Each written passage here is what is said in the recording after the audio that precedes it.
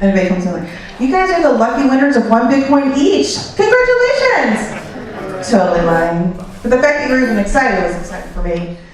My name is Laura Taylor. I'm one of the founders of the Bitcoin, or the cryptocurrency, I don't even know the name of it, the cryptocurrency and blockchain meetup group. Some of you look familiar to me, which is awesome. And this is our panel for tonight. Most of these people are co-founders of the meetup as well. And I'll let them introduce themselves, and then we'll go ahead and get started. And we are sponsored by Tech Mountain. I do want to give a shout out to that. They do sponsor our meetup. Free beer and pizza, first Thursday of every month at Tech Mountain. If you want to come to our meetup, it's awesome. So, all right, you guys, go ahead. Okay, do I even need this? Well, probably not. Okay, my name's Keith Markfield. I'm a software developer. I have a software company, and also I'm part of a small healthcare and media tech incubator in town. I'm Lisa McDowell. I'm a freelance writer, and I focus on emerging technologies in general. I'm Ryan Phillips, solution architect with local fintech Encino. Been in the Bitcoin space since 2013. I'm Matthias McDowell. I'm a marketing consultant for Cisco Systems, and I'm also a cryptocurrency enthusiast, a miner, and that's why I'm here. I'm Nicole Rainey. I'm a student as well. I'm a member and moderator for the Crypto Watch, a Facebook group with like 33,000 members. Cool. I'm Tom Capriva. I'm a professional engineer, a crypto enthusiast, small-time miner. I guess one of the things maybe you didn't ask, but I'd just like to state, the reason why I'm here and discussing it is because my libertarian background beliefs really, once I start understanding Bitcoin and cryptocurrencies, I understand the power of freedom for people, which we'll get into. So I feel that it's important to discuss that and educate people on the opportunities there. And I'm Valerie Melvin. I teach here at Math at Cape Fear Community College. I've been here about 24 years. I've been working in the space about 8 months. I research and invest. Great. Hey, John, is it okay to not have mics if you're going to record? Can you still pick this up? Yeah. Okay. It's okay. So we're just kind of getting a feel for where everybody is in this space, what you're interested in. A lot of people are interested in investing. I hear you. So I get started as well. So let's go ahead and get started. Sure.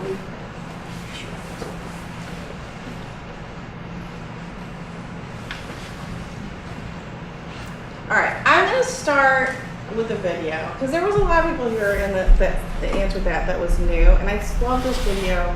What we're going to do tonight is I'm going to give you just like 15 or 20 minutes of just a very broad overview of the space as I see it, as we've discussed it. And then what we're going to do is we have about 35 general questions that I'm going to post to the panel, and they'll answer, and then we'll also take audience questions. We'll put that link back up where you can ask questions that will pop up on this other screen that I can ask when we kind of get through. Hopefully we'll get everybody's questions, at least not every question answered tonight, but some of them. But I do want to start with this little short video just to remind us where millions of Americans own a personal computer. If you're one of them, you can now glimpse the future with nothing more than a modem, a phone line, and a few dollars a month.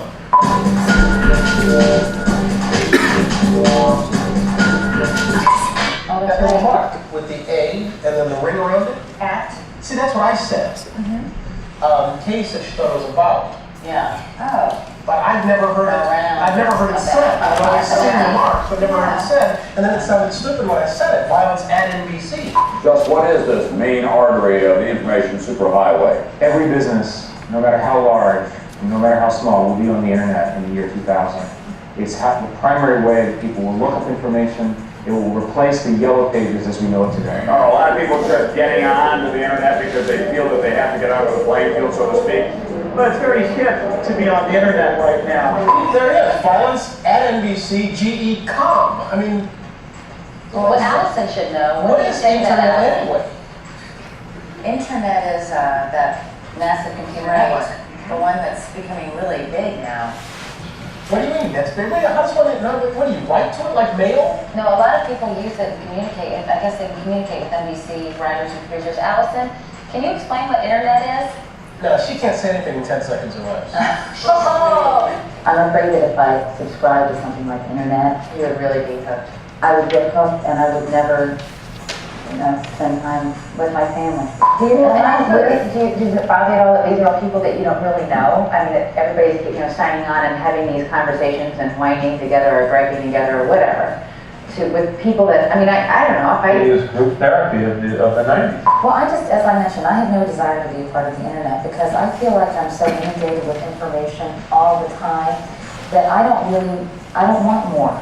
Don't you ever feel like it's just constant bombardment? I don't know, I guess the thing I resent most is I would resent at least when you're home, if the phone rings, you have the option of not answering it. On the internet, people can send you messages all the time, you don't even like your phone. So it wasn't that long ago, and from the looks of everybody, you guys remember when the internet came and how we I don't know about you, but for myself, I skipped all the how does the internet work? I just started using it. I remember the first time I probably used the internet was when I used email. The first time I was able to search something. I didn't think about what was happening. I just was like, well, this is really cool. Everybody else is doing it. I would say that I was like a middle adopter, not an early adopter, not a late adopter. I was somewhere in the middle. But I wanted to show you that because this reminds me of the discussions we have now. What is blockchain? What is this thing? What is Bitcoin? This is the same kind of level of questions that we're having now that they had in 1995, and it seems so kind of like a crazy idea. And we had no idea really what this idea would do. So before we get into all of that, I want to kind of back it up of where it started. Because I think that there's some misinformation out there. So in 2008, we had the financial crisis. And around that same time was when Bitcoin first became available to the public. It had been worked on before 2008, but it became available in January 2009. Now, the thing about Bitcoin that's really interesting is that part of the issues that we had with the financial crisis was there was a problem with transparency, corruption, double spending, things like that. And when Bitcoin came on the scene, and centralization of money and information were all problems in that 2008 crisis. When Bitcoin came on the scene, it actually proposed a solution to some of those, not on purpose necessarily. It wasn't actually explicitly designed to be a solution to any of those things. But the internet wasn't designed to be a solution to online education, but it happened. I teach online now. I never thought I would be able to do that when I first learned to teach. So it's just like, it could have been, it's just a side effect. Now, Bitcoin was started with a group of anonymous programmers, or maybe one called Satoshi Nakamoto. And when I first learned about this about a year ago, when it really got on my radar, my sister told me about it, and I started doing a little research, and I was like, you want some magic internet money that was created by somebody we don't know, and we're gonna use that as currency? Yeah, right. But then I kind of dug deeper, and then I was reading, I was watching a video from Andreas Antonopoulos, who's on the sheet that I would really suggest you watch him. He's probably, I would say, my favorite speaker in this space. But he said something on one of his videos that was really interesting to me about this problem, because it really gnawed at me. Like, am I really going to trust some person I don't know with a program that I don't understand? But he said, we didn't know who Euclid was. We don't know if Euclid was a good guy. We don't know if he was a bad guy. We don't know why he created geometry or discovered it or however you want to view it. But we got to choose how we use geometry. Geometry is a technology. We get to choose whether we use geometry in a good way or a bad way. So then it made me think, I'm like, okay, so I don't know who started this, But I do have done enough research in the space to realize where it was going and the people who are involved in its evolution and what we can do with it, at least a fraction of what we can do with it. So it really kind of ended that question for me. Who started Bitcoin? Who are they? Why did they start it? I don't even care. Because where we're going to go with this technology, or where we can go with this technology, where we're already gone with this technology, is kind of beyond that point. But I do want to frame it into the fact that this all kind of started around a time when we were in a pretty bad place. So, I love this picture. I had the biggest crush on that guy. So, we're in the very early stages of this technology, and that's what it is. And we're going to get into the deeper issues of what this technology is and how it works. But what I'm trying to do right now is just kind of frame it a little bit. So we're early in it. And when we're early in something, it's never pretty. Look at that cell phone. Oh my God. That's where we are right now. We're in 1995 all over again. That's why my daughter helped me with the slide, and she said, we should say Back to the Future, because that's exactly what we're doing. We're starting another pattern. We're starting the same pattern we started with the internet, because this technology is an evolution of the internet. They are pretty. Right now, some of you I know probably hold cryptocurrencies. Some of you I know probably have lost cryptocurrencies or mess with exchanges, and it's a pain in the butt. But that's because we're early. Things are not seamless. Infrastructure's being built right now. Legislation's being written right now because we're early. So you're lucky to be early. We should all be feeling pretty lucky to be early even when we get frustrated. So we're in 1995. Now, the thing about this technology that's different, and I know you're laughing because you got those emails too. I got those emails when they first came out. And I was like, what kind of idiot is going to fall for my Nigerian friend scam on an email? But it happens all the time. And it happens every time there's a new technology. Anytime you have a brand new technology, weeds will grow. We don't have the infrastructure or the safety, the security. So you have to be very mindful when you're in this space. Listen to the answers these guys give you, because they're giving you some really good information about how to stay safe in a place. The whole point of this technology is to take us from a centralized institution or centralized systems and decentralize them. Some of the issues with that, some of the problems with that is you're not protected by some central entity. Right now, if someone steals money out of your bank account, well, the federal government said, well, we'll insure up to $250,000. FDIC insured. There's no FDIC insurance on any cryptocurrencies. It's up to you to protect it. It's up to you to maintain it. It's up to you to be mindful, and up to you to protect yourself. There's no insurance policies. So this is the Wild West. It is so easy. Not so much to get hacked, depending on how you secure the cryptocurrencies, and we're going to be talking about those details in here, but just to be mindful. Don't be stupid. Don't click on a link and send your private key to somebody. Why don't you send them your social security number too while you're at it? Like, you just have to be educated. And I'm so excited to see you guys here today, because this really is the key. None of us here are experts. Anybody who says they're a blockchain expert, you should be very wary of. It's like someone saying they're an internet expert. I'm an internet expert because I surf the web. We don't have experts in this field. There is no blockchain college. It's brand new. So really what this forum is about is trying to get people to talk, to ask questions. I learn something new every time I'm with this group of people. We all learn something new. We're in the very early stages, and it is the Wild West out there, and that's why the community and community education is so important, because there is no other education other than the community education in which people just come out, gather, talk in a meetup, talk in a forum, talk at a coffee shop. But you've got to get a community together to share your stories, to help educate each other, because this space is broad. I was trying to explain to my dad, he's 79 years old, and he goes, so what is this technology going to do? Like, what is it going to affect? Is it going to affect real estate? And I was like, yeah, it'll affect real estate. Because we're talking about a way of changing not just how information is exchanged, like the internet did, but now we're talking about how is value exchanged. We're fundamentally asking a different question and trying to find a different solution. So when he said, is it going to affect real estate? I'm like, yeah, Dad. Just like someone asking, would the internet affect real estate? Yeah, it will. What else will affect? It'll affect everything. This is a disruptive technology.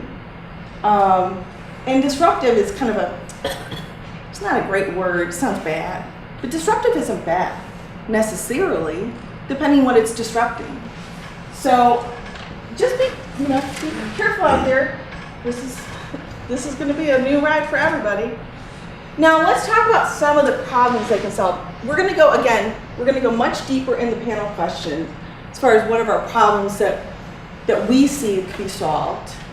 But just, I'll say this, because this is someone said, so you're going to break down blockchain in 15 minutes? I'm not trying to do that. I'm just trying to give you a broad overview. So anytime there's a third party involved, they're called an intermediary. A bank, a lawyer, a government. And that third party is there because we don't trust each other. And so we need a third person to say, well, you can trust this and this is validated, and then you can move it on to the next thing. So think about anything that requires a third party to verify. That can be verified now mathematically as a transaction, and no third person has to be a part of it. When no third person has to be a part of it, that means the corruption aspect of a third party also gets taken out of the equation. So what kind of problems could solve blockchain? How about voting fraud? How about knowing that your vote is verified and it can't be corrupted? How about being able to send money straight to you from me, and we didn't need to go to a bank, and it's not cash? That gives a lot of freedom. And we're thinking about here, but let's think about globally. There's 2.5 billion people in the world right now that don't have banks. 2.5 billion unbanked people in the world. When you don't have a bank account or a credit card, you can't buy anything on the internet. But if you can do that digitally, there's a digital currency that's global. And I'm not saying one single digital currency. There's thousands of them out there right now. Not all of them will last. But if all of a sudden now, all these people, just with a smartphone, are their own bank. They don't need to, they don't need to go somewhere. They can actually work directly with people, not even in their own community, but anywhere in the world, and almost instantaneously, depending on the types of currency they're using. There's some really big problems that can be solved. I teach math here, and I have 4 students. Thank God. It's my last semester because this is what I'm going to do for the rest of my life, just teach people about this. So, but they've been listening to me banter on my soapbox about blockchain. And one of my students said, she goes, what problems could it solve?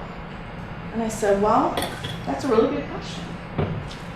What problems do you see in the world? What problem will really just eat you up at night? And then go search. And I can almost guarantee you, somebody is working on the solution using this technology. And that to me is exciting. Could it end up going to zero? Sure. Is it worth a shot? I think so. I'm an enthusiast for sure. But I put a Lambo up there. I said this last time. You know what I'm like. So if you're into cryptos, you've heard win Lambo. what drives innovation? That's a really important question always, because all technology is innovative, right? So what drives our innovation? I would say necessity drives our innovation for sure. But after necessity becomes greed. Greed drives innovation. I mean, we didn't start with seatbelts. Why would we start with seatbelts in a car? I mean, it's more expensive. I mean, what's it gonna do? Save some lives? Big deal, if they use it. So we can't let greed be a driver of innovation. Facebook is a perfect example of greed being a driver of innovation. So those of you, I mean, you guys are early. You're so early in here. You're 1995 on the internet. And the thing about that means that as early adopters or even understanders of this, you get to drive it. We get to decide how we use geometry. We get to decide if geometry is being used for a nuclear bomb or to build a hospital. We get to decide how we use this technology. If we're educated, if we're talking to people, because all technology has a shadow side. Cars have a shadow side. All technology is here to solve a problem that was presented from the technology before. Cars solve the problem of, well, we've got phones, but everybody's like kind of distant from each other now. Well, now we've got cars, we can get to each other. And then we have other technologies that, think about the internet. The internet solved the problem of information, but the problem that came out of the internet was corruption. Was, I would say, opaqueness in some ways. The ability to manipulate information. That's a big problem. And so this is something that could be a solution to that problem. But you have to work for it. This is not intuitive. It's like trying to describe what Facebook is to somebody before they even touched a mouse. So we're really stretching our imagination in this space. But this is actually happening right now. This isn't some fringe magic money on the internet. This is actually technology that's being incorporated and invested. Millions and millions of dollars are invested, not by some crazy little, again, just Silicon Valley startup, IBM. I think it was something like, I read 67% of banks are investing in this technology. So this is not going away. And it's our responsibility as a community, as a citizen, to make sure that we understand what this technology can do for the good and what this technology can do for the bad. And I'm hoping that in the panel, we kind of get into that. Not all blockchain is the same. I think people get a buzzword and then they think it's all the same. This technology could be used for something bad if you're not paying attention. Just like the internet could be used for the bad when we weren't paying attention. I didn't pay attention. I was like, whoa, looks good, www. We gotta think deeper and more critical about this technology because it is very powerful. So, yeah, innovation is important, but greed can't be the driver. I said before, there is no blockchain institute. Well, actually, there's Blockchain Academy, but that is for programmers. But there's no infrastructure for education. I mean, that's why we're here. There's no infrastructure for education. We all kind of just were messing around in our own little corners and happened to come together and be like, hey, you're into it, I'm into it. Well, let's do something. It's very important that you educate yourself. There's a personal responsibility that you have just for even having this in your frontal lobe. To learn and to understand the responsibility and the space and to talk to other people and educate yourself and bring them into some education. We're not getting paid to be here. We're passionate. Who did that? I'm just kidding. No, I'm just kidding. We're passionate about this space. We're passionate about the future of the possibility. Not just because we're all going to be crypto friggin' millionaires, because we are. We were all early. But it's very important. On a serious note, it's very important to educate yourself, to invest the time. And it can overwhelm you initially. It overwhelmed me. I learned about it in March. I had 3 months that I was supposed to really vamp up a new Calc 2 course that Nicole was in, and I decided to learn crypto instead. And so every morning before class, I was like, oh my God, what am I doing today? Because I had to choose whether I wanted to learn or prepare about a course, or whether I wanted to learn and prepare about blockchain technology. And when I taught Nicole's class, I told them, I said, you know what, today, this is more important than calculus. And so I taught them about this. You've got to reach out and talk to people. That is really imperative. So few people understand this, so few people, it's not even in their language yet. We're hoping to spread that language out. Not because I'm some kind of crazy zealot. I don't think it's all great. I'm hoping that the potential for this technology could change the world, could be the world that I wanted my daughter to live in. It gave me a sense of hope that I never had before, but also intrepidation. Because I'm a wary person. I'm a critical thinker. I'm cautious, and I generally don't trust people, which is another reason why I kind of like the trustless system. So there is that potential for this technology to be used, a good or bad.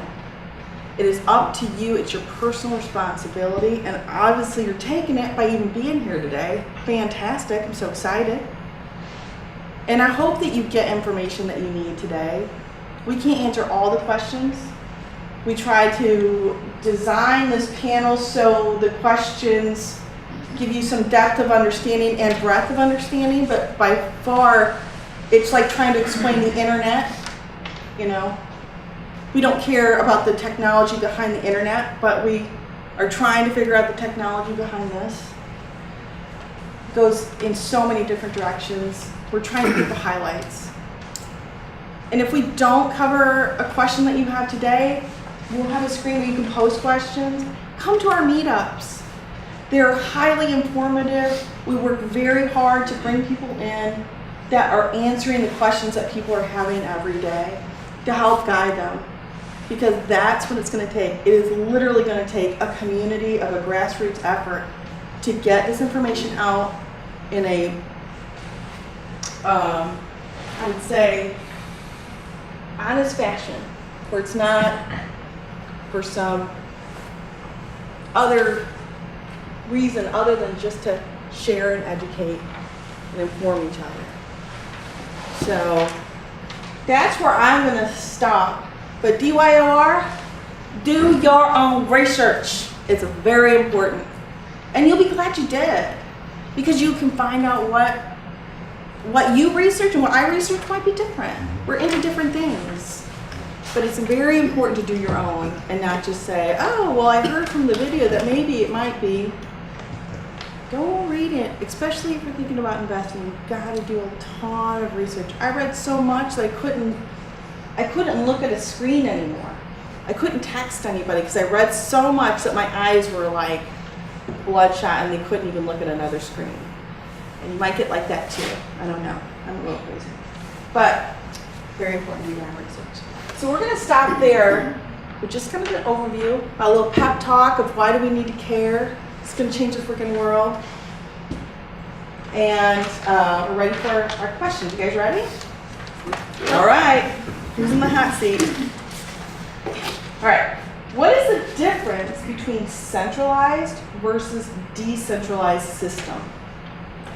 Maybe an example as well. Who wants to take that one? Okay, I'll take it. All right, so I mean, many of you guys probably know this, but I'll give you an example of one or two. So a centralized system would be a system set up that's controlled by a single entity or many entities and all the exchange would go through that entity. Where a decentralized system would be decentralized, there wouldn't be a single control over it, and it's more like a peer-to-peer network. And I'll give you a good example. So one would be text messaging. So this would be a centralized system. So when you send someone a text, it's going through your phone carrier, through probably the lines that are owned by AT&T, through the other person's text carrier, and to their phone. A decentralized system of that would be maybe like a CB radio, where you can just pick up a radio and just call out. There's reasons for using one over the other. Typically, a centralized system gives you some trust. You pay them, and they provide some trust, some security, some convenience. There's not a lot of chatter and noise. You're communicating with the person you want to. But then the decentralized system is free. Anyone can use it, and it's just available. I just add on that from a financial standpoint. So Visa is a centralized system. So when you process a transaction, Visa is a centralized point. They can choose to censor, block, whatever. And Bitcoin is decentralized. Any transactions, and from myself, Matthias, it just goes. There's no one that can stop it, and it's decentralized in the processing nature of it. Awesome. What does the blockchain protocol do exactly? I put that one in there last one. I'll start. Okay. The blockchain protocol, it depends which one you're talking about. The main one that most people think about is Bitcoin, and that protocol is proof of work, also POW. And what proof of work does is it's a way, it creates a problem, a complicated algorithm or equation for these miners to solve in order to validate and verify the next block. And so by creating this problem, it uses a lot of electricity, but the first miner who solves the problem gets rewarded in whatever blockchain they're mining. So if it's Bitcoin, they get rewarded in Bitcoin. So it's a little way to incentivize the miners, as well as keep the transactions in blocks in a linear fashion. So there's that's pretty much it. Trying not to get too technical. I know, sorry, we're trying to keep. But there's other protocols. So I just mentioned proof of work, which is what Bitcoin does, and then there's proof of stake, and there's other blockchains that use that. I believe Ethereum currently is switching from proof of work into proof of stake. They're working on it. Yeah, they're working on it.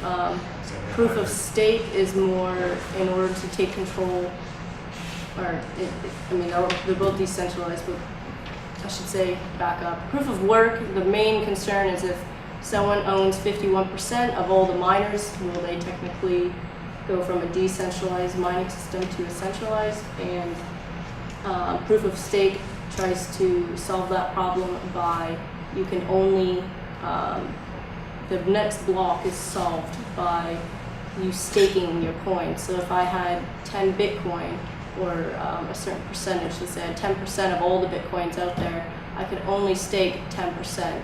So that's my way of validating which block gets put on the chain next. If that's kind of, I should have simplified a little more, but it's hard to say. I will say, for all of you that are new, it's hard to simplify. We're trying our best to keep it as simple as we can. Yeah, there's actually like several protocols running typically in a single, like she said, there's different blockchains that have their own protocols, but there's also like multiple like protocols within a chain. Like Ethereum, for example, they use a gossip protocol, and that's solely designed for when the transactions get added to the node, it goes to the next node, and it's like to the next node closest, and it keeps going and relaying, so they all have the same information. So there's lots of things happening within, like behind the scenes within blockchain that's kind of programmed into it, and each one has her own little flavor. Yeah, maybe say like more generally, what is a protocol? Right. Not just from a blockchain standpoint, but someone that works in the field. What is a protocol? Well, the rules that it's governed by, like the programming code that it's governed by. You can probably answer this. It's the instructions, right? It's an agreed upon infrastructure for communication. Yeah, when you go to a website, you don't even think about what happens when you type in HTTP www.google.com, you just go there, and that HTTP is an entire protocol, but you don't need to know or worry about the underlying workings of it. But it does get complex even in that, and that's a very old technology at this point. Email would be another example. Yeah. So because of that, it's validation based, and that's why you can just trust. You can just trust the protocol, Right. rather than having to go to some centralized There's no intermediary. person that needs to do it because the protocol decides. Right. So not to get into, I don't know anything technical. I'm all big picture, but so, and I just like to think of it as, because it's all going into this blockchain that can't be changed, it just adds on to each other. You're creating this shared memory. And I think that's one of the things that kind of helps if you're thinking about what can it be used for, and like what, you know, what difference does it make anyway. You can have all of these different, you know, unrelated, non-trusted entities, and they can create this shared memory that they can all access. Yeah, that's a good one. Okay, so what would you say is the difference between Bitcoin and blockchain? Those two get intermingled, and we started kind of putting the difference a little bit. When we could go in a little bit deeper. Sure. So blockchain is the underlying technology of recording transactions in some linear fashion, typically linear fashion. Bitcoin is just a thing that uses blockchain technology. So in this case, it is a currency, a cryptocurrency that uses blockchain to record transactions. Without getting too into the weeds on it, that's about That's pretty good. as baseline as you can get. Actually, I was reading something that got really kind of in the weeds about it. It says, you know, blockchain, Bitcoin blockchain with the capital B is the blockchain technology, and Bitcoin with the lowercase b is the the token that you send from A to B. Yeah, So right. throughout the book, it was very specific to say, this is blockchain, Bitcoin blockchain, or the Bitcoin that you send A to B, and it would capitalize or uncapitalized. Depending. Yeah. So- I know That's exactly not what you're confusing talking at all, about. for sure. Okay. And I came to this question because I was thinking about myself, and now that we struggle with this ourselves this morning. Why do we need cryptocurrency, or do we need cryptocurrencies in order to be able to use blockchain? And if we do, why do we use them? And now, I think cryptocurrency is just the means of which to use the technology. It gives an access point for individuals to be able to utilize the blockchain, the technology behind it. Otherwise, it's kind of like, I look at it as like the portal or the gate for the average day person to use this trustless system. It's essential, and you need it to. Doesn't it incentivize the right, and then it's used in the validating transactions yeah. on a single basis? Yeah, because greed really is kind of the driver of innovation. Yeah, it's a You're not way going to for- do all this for volunteer, right? Yeah, it's So- a way for companies to raise money. It's a way for us to invest. It's kind of shows, it's a reflection of the value, how we value the blockchain technology. I would just add that blockchain is a technology, a thing, and then it has some sort of intrinsic value, and as soon as your mind goes to thinking about value, you start thinking about money, and that's an easy transition to say, this is valuable, and we're not really in a barter system, so you put dollars behind that. And that's where it naturally, I think, progressed to taking a technology and just saying, yeah, that fits because it's valuable, and we consider money valuable, so it's an easy transition to trade one for the other or to use them together. When we use the word, Mary, when we use the word cryptocurrency, the currency aspect of it, are we focused on the value, or are we focused on literally the transaction? I'm trying to understand the distinction, and if there is a distinction without a difference, or what do you think?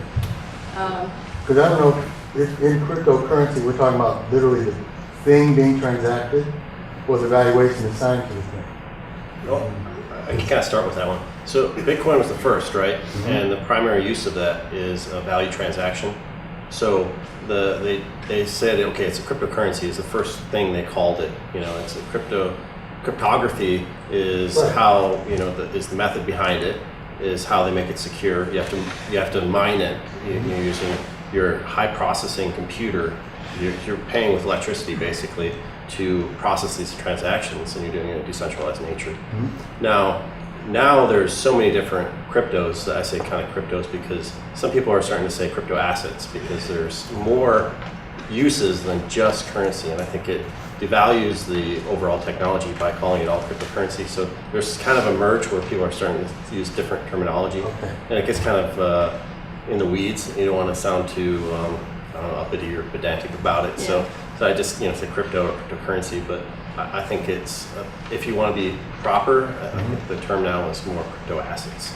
There are industry use cases for blockchain, I think, that maybe don't require that, that currency use case, right? You're Yeah. For private.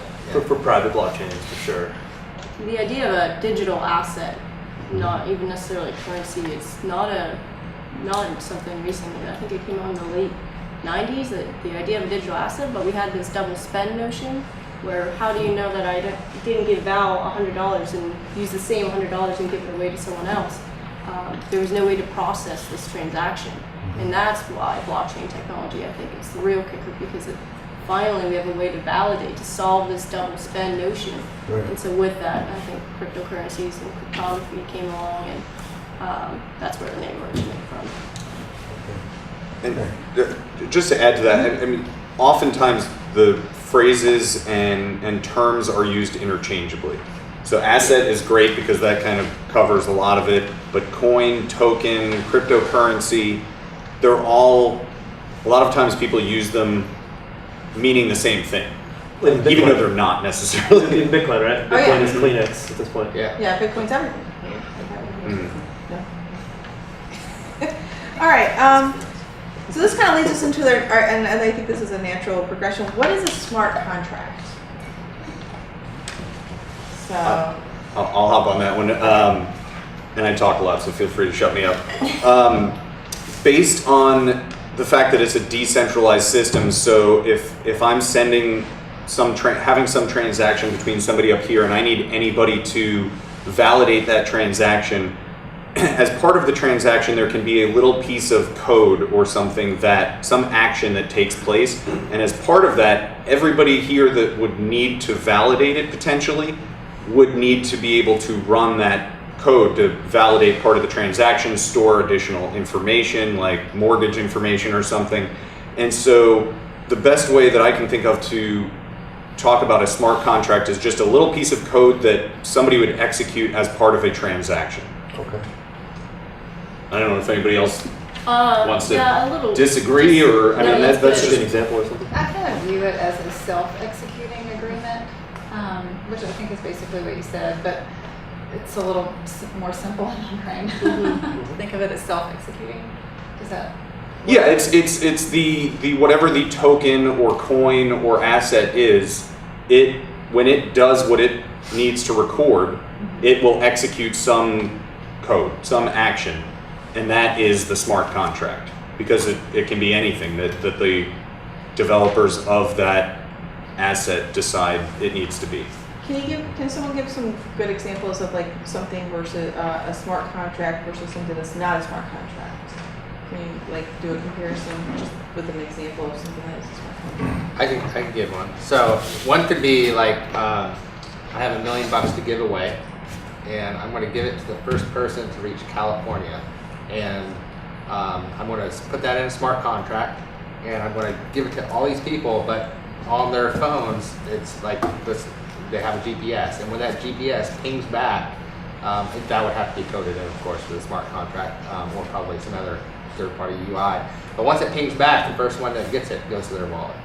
I mean, you could do. And you don't even have to, you could be sleeping, Yeah. and that money gets sent to their wallet. Yeah. Or you could buy it, let's just say in the future when you buy a house and the contract says on closing day, the money gets divided to all these different people, and as soon as it's authorized by all the people, then it gets self-executed, all the money gets distributed.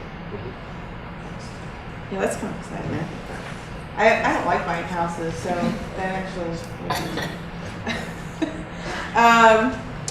All right, so we kind of alluded to this a little bit. Let's go in a little more detail. What's the difference between a coin and a token? So yeah, verbiage is tough in this space. I'll start just at a very basic level. I kind of categorize this. You've got cryptocurrencies, and as of right now, I mean, these terms are very fluid as they change definition a little bit between person to person. But in general, people tend to agree that cryptocurrency encompasses all digital assets right now. There's like over 1,300 different cryptocurrencies and then some. What you hear is an altcoin, I'm going to start there, and a non-altcoin. Everyone considers Bitcoin like the original coin, it was the first one. Everything besides Bitcoin is considered an altcoin, technically speaking. Within this altcoin category, you have native blockchains, and then you have non-native blockchains.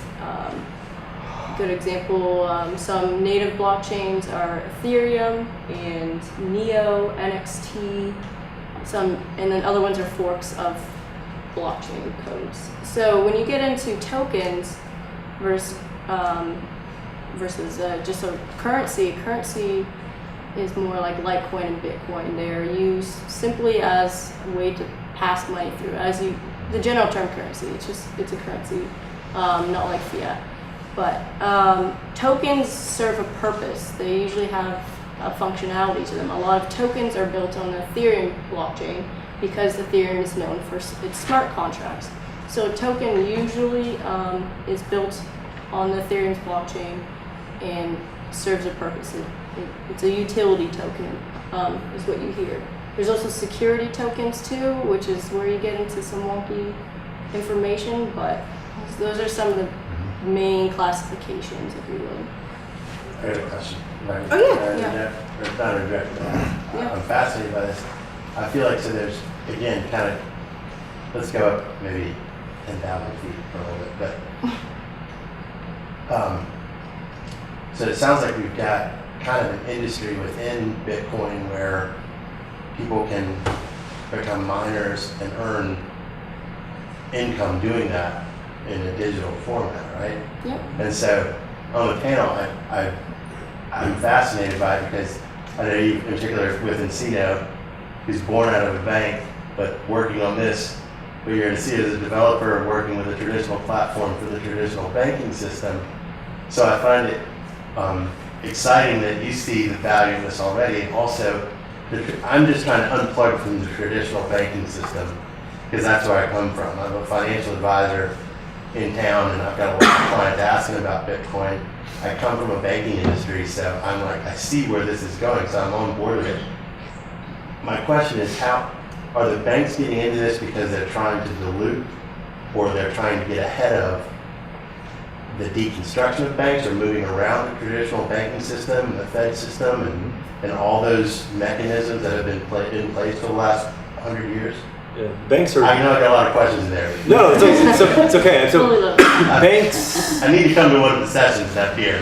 Yeah, for sure. Banks are mostly interested in blockchain, not from a currency perspective. Although, of course, they're interested in Bitcoin as an existential threat, because it fundamentally is a currency that ended up being global and widely used is a threat to banking. Yeah, because that's one of the big banking drivers is how do we get to the unbanked. Right. But if there's a third party that's beating the punch, that's potential revenue in an industry that's already fighting for revenue streams. Absolutely. And to the extent that they can leverage cryptocurrencies to get to the unbanked, I'm sure they will find a way. Right. Right. But the primary use cases now are around payments and interbank transfers and things that can happen cheaply. Yeah, things that took a ton of infrastructure before. Now just a little private blockchain will spread the network load out and make it really, really easy for banks to do their business faster, cheaper, less headcount and all that. And just a quick tag on that, I'll let you guys get back to it, but on my side of the table, I've got people that come to me and invested, they want to invest in the future, they want to have stuff not tied to the market, they want safe money, different investments have different job descriptions, we always like to say. So some is short term, some is mid term, some is long term, some is not tied to the market. What happens if it hits the fan and I need something? Is Bitcoin one of those things that can become a non-market or market-protected type of safe asset? And I don't know, people are asking that. Is this something equivalent to an annuity or something like a fixed annuity or an IRA or a non-market risk type of long-term investment that I know will be there 30 years from now. No. Anyway. I say we don't know. No. We don't Yeah. know. That's what I'm saying, don't worry. That's it all the time. But then again, we also don't know that the dollar will be here 30 years from now. It's already outlived its normal sovereign money lifespan. I think the problem is you're concentrating on the coin part, the Bitcoin part, and really what's the underlying technology that this all rides on. That's the thing that's going to spur a whole new series of startups and companies, and that's where I see like the real revenue is going to start coming. Talking about blockchain. Yeah, not just blockchain. I'm talking about distributed, trusted networks, and what you can do with those, and smart contracts, and things like that. Yeah. And all the different, like she was saying, all the different businesses that it's going to get into, and what it can do for security, what it can do for, for the future. That's where I think the investments, or people like you talk about that want to invest in the future. That's the kind of stuff that I think is going to come. I think the Bitcoin will be important. Maybe we may go to a single currency in the future. Who knows? But this technology, what I see is there's so much opportunity because it is. It's like Internet 3.0. We are at the beginning of this wave that's coming. I think that's Investing in any of it is investing in decentralization, right? And that's really the bet. That's like the long-term bet. Well, hopefully, it's investing in decentralization. Some of them are are not decentralized. But we're going to get to that. Yeah, that's what It's on our list. But then, That's a regularly scheduled program. All right. so coin and token. I mean, are you investing in Chuck E. Cheese tokens? My kids are Right, I mean, that's a little intent. You want to flex it out. Yeah. But I just add one thing that is, there's $200 trillion of assets, gold, cash, yen, all those things. It's like, why can't whether it be Bitcoin or another one, why can't they take a few trillion of that? Because it has a use case, a very good use case. It's deflationary, whereas everything else is inflationary. It's a good store of value. It's got 9 years of being tested and proven. So there is a bet to be made. It kind of attracts a lot of the gold bugs. Yeah, that's why I'm right. That's why I'm with you. That's why I'm here. Diversification is good. Yeah. Okay, let's get into this next question, which is kind of leading into it.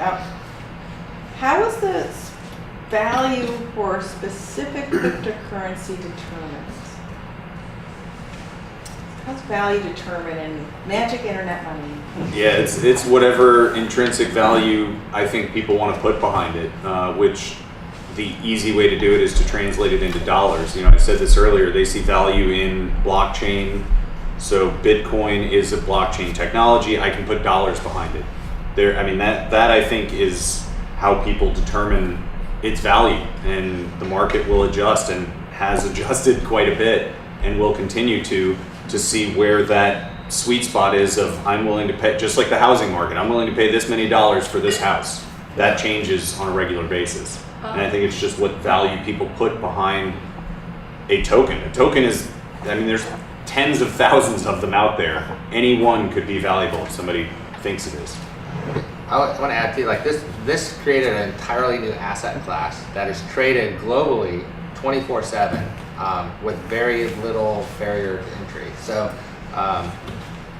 like he said, that it's worth what the kind of market determines, and that market is huge, and it's ever evolving, and there's a lot of players, and some of them new and some of them very experienced in that market. So we're seeing a lot of volatility in values, but my prediction is that's going to even out as more dollars come in, more use cases come to play. But right now we're seeing kind of some values that we can't really understand. We're like, why is it this? Why is it going up? I'll add a little bit too. There's also a finite supply. We know exactly how many Bitcoin there will ever be, and there won't be any more because of the way the program's built. If you have, it's kind of like, why do we go to the gold standards? Because we thought gold was valuable. There's a limited supply. It's a rare material. Same idea, but now we know the exact number of Bitcoin there will ever be. So it's kind of some basic supply and demand. And as we progress in this space, more people are holding on to their Bitcoin. They're called hodlers. So they're holding on for dear life is what the term stands for. And so they're holding on. So as more people hold on to their Bitcoin, there's less in circulating supply. There's increased demand for using this technology. And as more use cases come out, you're seeing this price reflect the supply and demand. It's a very true and very raw market. And I like getting into the technical analysis of things because I do a little bit of trading, and a lot of these theories that we came up with for the stock market that weren't so perfect are actually working quite well in the cryptocurrency market, which is kind of interesting because there's not as much manipulation going on because it is true supply and demand. And you gotta look into the background, who's vouching for like some of the startup companies, what's the team like, and there's a lot to it. You definitely have to do your own research. And, I want to get that T-shirt, DYOR. I just wear it all the time. All right, so are all cryptocurrencies decentralized? This is a very important question. No. No. Okay, let's go a little deeper to that one. Okay. So, Well, You the don't sign most yourself up to that, Tom. famous, I would say the most famous cryptocurrency that is not decentralized would be Ripple. The people who are very pro-decentralized dislike Ripple, but Ripple is the currency that most banks are trying to, I mean, if they're breaking into it, that's what they want to use. So in terms of cryptocurrencies, that's the one that I would say is the most famous or centralized currency. And then, of course, Bitcoin is our most famous decentralized cryptocurrency, I would say. Yeah, and what the banks are doing, they're investing in the Ripple Foundation. So, if I could, I would invest in the Ripple Foundation.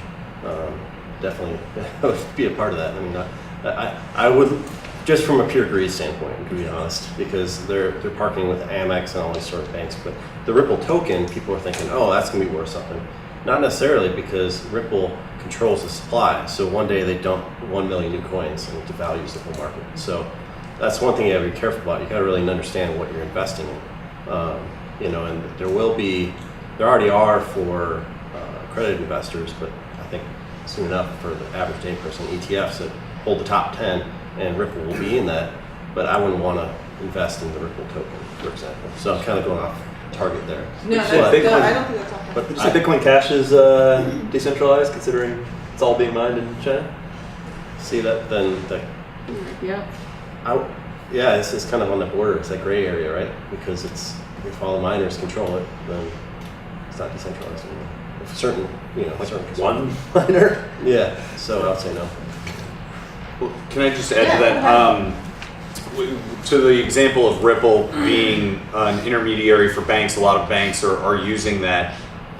Just coming from a software background, a lot of times in order to get to point Q, you have to start at A, B, C, and D. You have to try some things and use a lot of duct tape to get there on the way.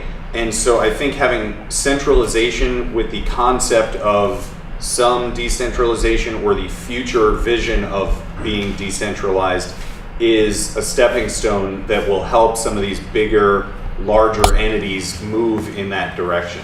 So I would just see it in that capacity, that some are always going to be centralized, some are always going to be decentralized, and then there's the ones that are bridging that gap. It's like a hybrid. Yeah, some are hybrid, some are always going to be hybrid, some are going to transition toward decentralization. I don't know, but I think that's a good way to bridge the gap to increase adoption of decentralization. All right. What's an ICO? We hear ICOs a lot. So what's an ICO? Anybody want to take it? Yeah, well, I'm like, that's an easy question. Yeah, I'll talk all day. It's an easy one. ICO just stands for initial coin offering. It's similar to the stock market's IPO. I'm not very into stocks, but that's the correlation people make. Like Kickstarter. Yeah, exactly. It's a way for companies to raise money to then produce their company. So Or exit, just or exit. Sometimes they raise money and say, all right, That's bye my guys. next But- So I could Investing ask. that in Bitcoin, or is that traditional currency? Oh, they typically take in like Ethereum or Bitcoin in exchange for their token. Okay. And I could add some color to that as far as like the ICO. So third quarter and fourth quarter of last year, ICOs raised more money for blockchain companies than traditional equity investments. And this year, last year it was total, I think, 8 billion in investment. Was that correct? 8 billion? Oh, I didn't think it was all that much. 6 billion last year, 2 billion this year. I think is so far. Okay, I think just January of this year, I mean, according to numbers that I've come across, it was 1.6. Okay. Just for January. Okay. So it's a great way for blockchain companies to raise funds and becoming the norm. Yeah, one of the most common ones would be Ethereum-based ICOs. So bringing it back to smart contracts, so you can create your own token utilizing the Ethereum blockchain, and you pay in Ethereum as the fee, because it's a virtual computer to create that token that could have a variety of uses. And then traditionally they take contributions in Ethereum, and then by smart contract, as they get that Ethereum contribution, they dole out those tokens. So it's automatic. There's not someone sitting there, oh, I got 100, you get 1,000. It happens automatically. It's coded into the contract. ICOs are also one of the biggest things that the government's trying to look into, because I can go create an ICO, raise $500 million, and I'm throw so my glad computer you in the said that, trash and never do it again. at the end tonight, we do have 2 short videos. One of the CFTC's stance on blockchain and this technology, and one on Putin's stance. And there are videos of them over the last couple months that I think you find pretty powerful, but it goes along those lines. And our next question, how can you tell if an ICO is a fraud? If you visit the page the morning after the ICO, and it's a blank page, and it just says penis at the top. That happened fairly recently. That's a scam. Look into the team. I've seen a couple pictures where it's the same guy with different wigs on, and he's dressed up in different pictures, and it's like, really, guys, you're investing into this? Look at the team. Do they have a background?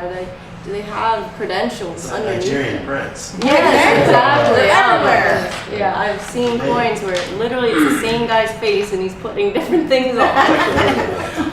You laugh, but it's true, and it's out there, and people are seriously putting their own dollars and their savings into these ICOs. And you gotta look at the team is a great indicator of where this is actually going. I just wanted to add one thing too. ICOs you get a hold of before you go to an exchange. So they're a little bit tougher to get access to than, of course, on an exchange. Also, sometimes it takes a little bit longer to get access to your coins or tokens when you work with an ICO.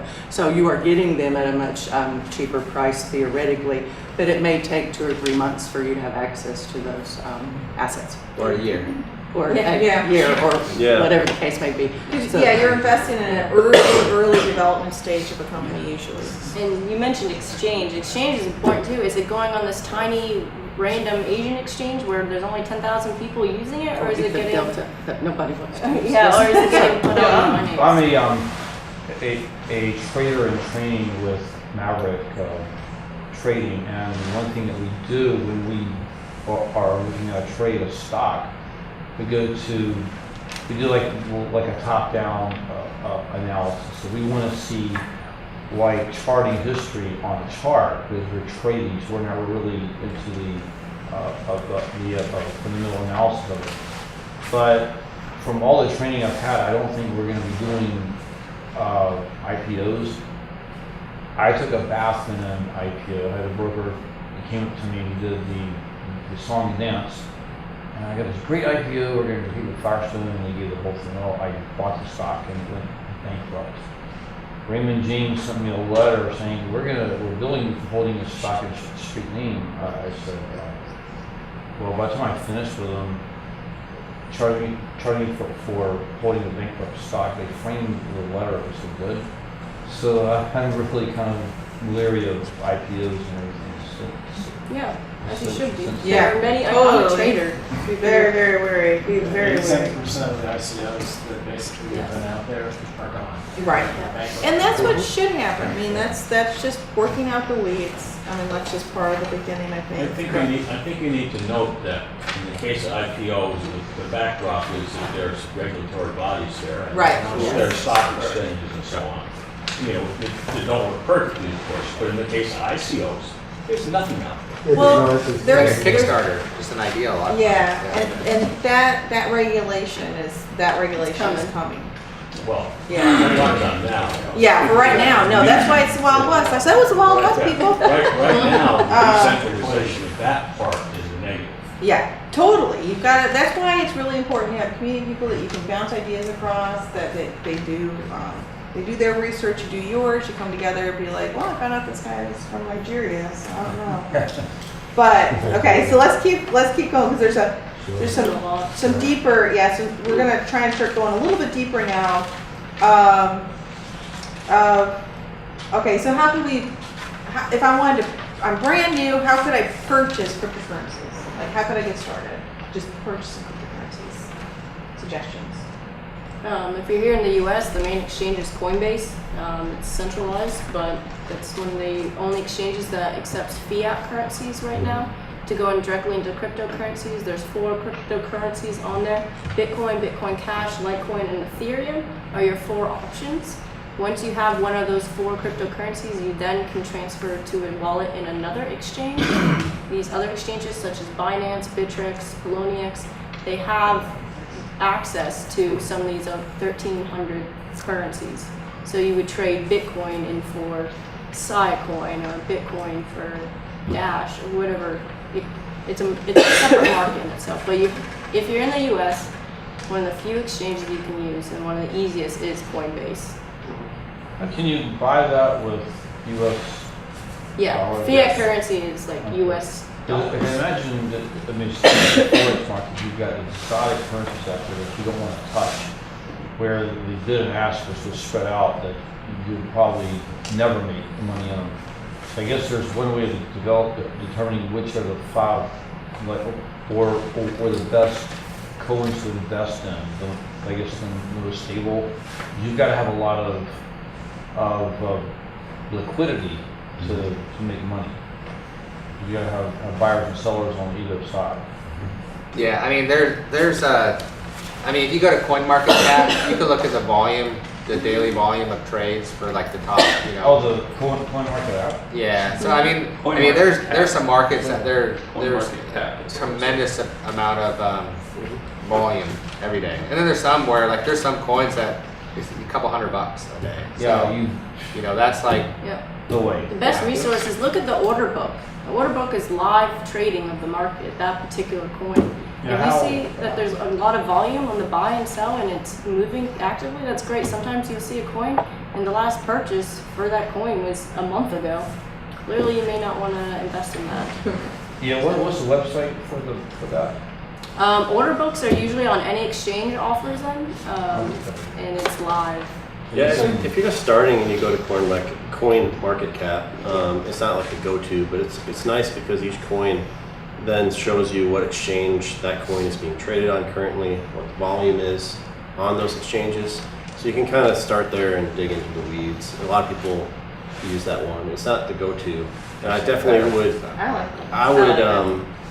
Well, yeah, it's my go-to to some extent. So actually, not the only one, but it's a very good one. I would just say that a lot of these volumes and the values, it's questionable, how valid that is. They're doing their best, but when they say that this, the value, the market cap value of this coin is X or Y, there's a lot to debate there.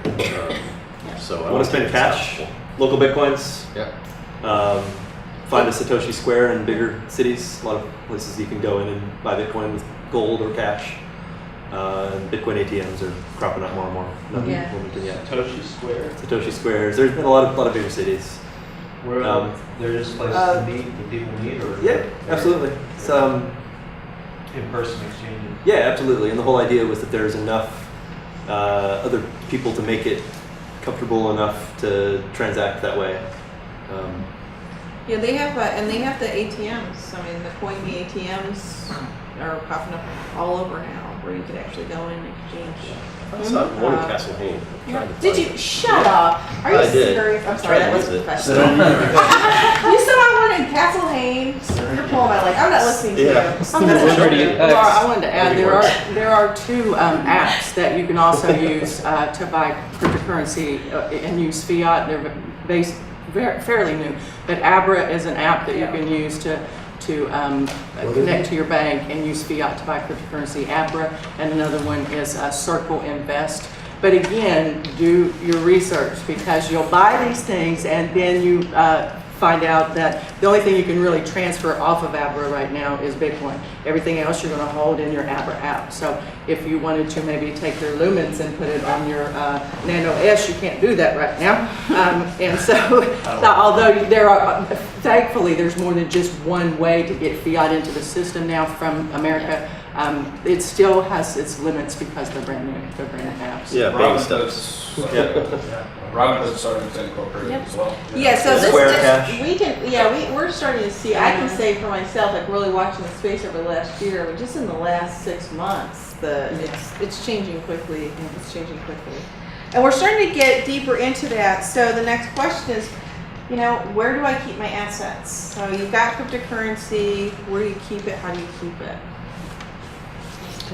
Well, we recommend that you keep your digital assets on a hardware wallet. That's what we recommend. But there are the exchange where you'll go and purchase those. There's a wallet there. Wallets are really just software that interacts with the blockchain. It allows you to view, to receive, and to send funds. But all of your funds, all of your assets always stay on the blockchain. All this software does is allow you access to see it and also to move it around. Your wallet will have two keys. One's a public key, which is kind of like your account number. It's where the funds are going in and coming out of on the blockchain.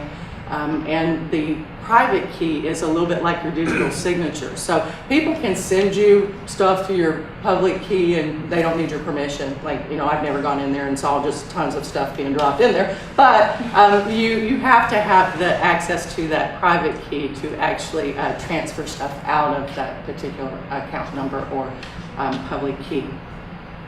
And the exchanges are the exception. They're kind of like a custodial wallet. You don't own or hold the private key to any exchange. But any desktop wallet, any app wallet, your hardware wallets, you do maintain those private keys. And you are your own bank. You are responsible for maintaining that and keeping it safe. If you lose that information, no one will be able to recover those assets for you. So it is critical that you keep very close watch of your private key. You never give your private key out, no matter who's asking for it for whatever reason. And we also recommend that you double up, that maybe you'll have that in a couple of places, a couple of secure places. So we also have there are also paper wallets. If you're going to buy some assets and you're going to hold on to them for quite some time, paper wallets are a very good option as well. I use the Ledger Nano S. That's my particular favorite. I also have a Ledger Blue. They're a little bit more expensive. I don't think it gives you the extra oomph that you've paid for. So I would just stick with the Nano S right now. But that's what I highly recommend, that you move your access to any digital assets onto a hardware wallet. Because keep in mind, you're not moving the money. The coins always stay on the blockchain. All you're moving around is your access to them. Oh. Just don't buy used hardware. It's a very Don't also really important.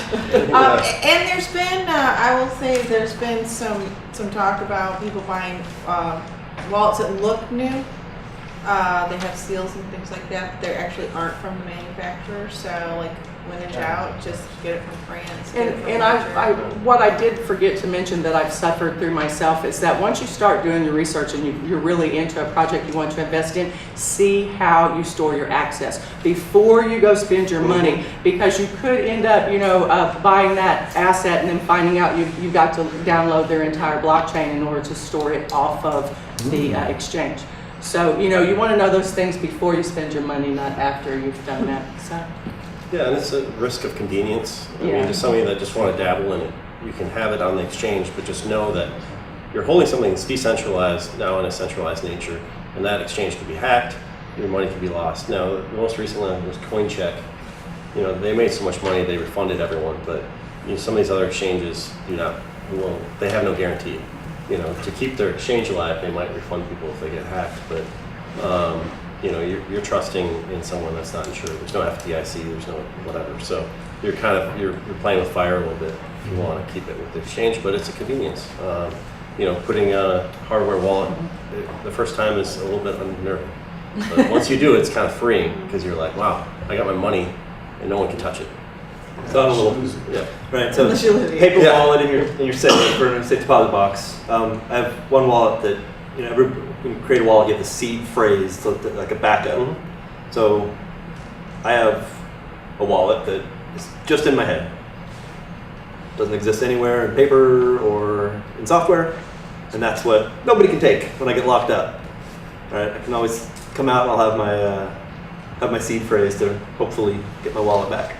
All right, so it's called a brain wallet. Hopefully Russell has one. I see my brain wallet. All right, so you guys kind of went into a little bit of the next question. Let's go a little bit deeper. What are some of the security concerns with wallets? Like, if you're going to get a wallet, what are some of the issues that you think about security-wise when you have wallets? One of the main ones I came across is if you're buying on Amazon or not from the original producer of those wallets, it's a huge risk. Amazon, you'll get your wallet and it'll be shipped out and it's in the original boxing and casing and looks great, but they completely remove the sticker that's like hasn't been tampered with. You don't realize there was even a sticker there until you do your research and you realize there was supposed to be a do not tamper, has not been tampered sticker, and then instead of just slicing it, they take the whole sticker off. So if it's your first time purchasing, you would not even be aware of this. And look for fingerprints. If there's fingerprints all over your Nano Ledger S, you might want to reconsider putting all your asset and money on that. So.